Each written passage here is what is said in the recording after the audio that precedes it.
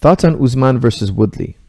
That's from Oscar Sedeno. Oscar, I just saw highlights of that fight. Okay, and I did watch the fight, and I saw highlights of it. Then I watched the fight, and I fast forwarded through it.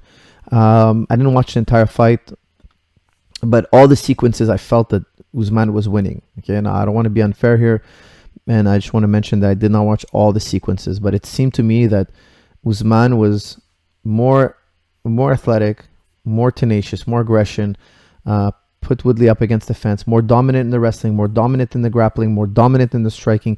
He seemed to win in every single category. He just seemed to have Woodley beat in every single category.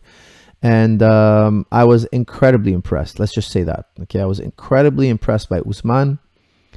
I think he's the champ. I think he's the best welterweight in the division now. And I believe that he's going to be champion for many years to come. If he stays healthy, you know, he's going to be champion for many years to come, in my opinion. So I look forward to seeing how he does in the coming years. If I was him, I would put all my eggs in staying healthy, because I do feel he's just one level ahead of everyone.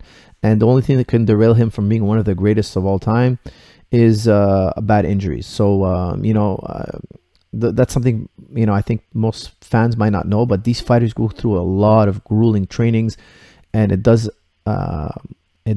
definitely harm the body. You know, there's definitely training at this level, at this intensity, and being world champion, you know, prepping for 5 rounds. It's a tough business. It's a tough business physically, and I feel like a lot of champions sometimes ruin their career with injuries. Like, for instance, I feel like, I've never worked with Cain Velasquez, but I feel like he's a guy who could have been one of the greats. I remember his trainer saying, like, he's the level of a George St. Pierre, Anderson Silva.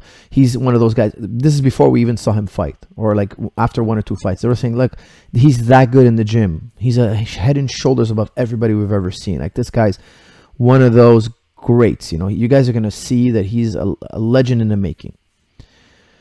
And, you know, he didn't live up to that expectation. However, I do believe that in the practice room, he did. Now, I've never seen him in the practice room, but I trust those coaches. I trust that they're being honest. I trust that what they saw in practice was very special. And I've heard of fighters who've been in that gym. I've heard of fighters who've worked with him. You know, they say he's up there.